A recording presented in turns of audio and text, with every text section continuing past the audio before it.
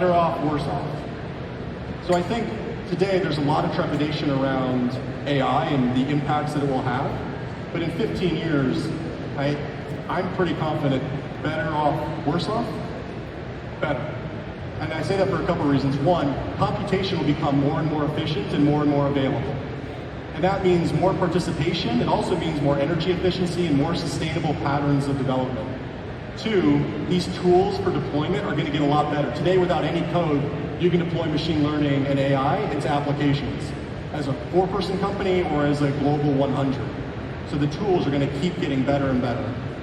And third, we're just at the beginning of thinking creatively about how to task these AI systems to give us leverage, to give us decision support, to give us recommendations so that we can leverage our most inherent human capacity for creativity, imagination, and seeing what's special about our industry, our problem, and guiding these systems. Because at the end of the day, they're all still guided by humans.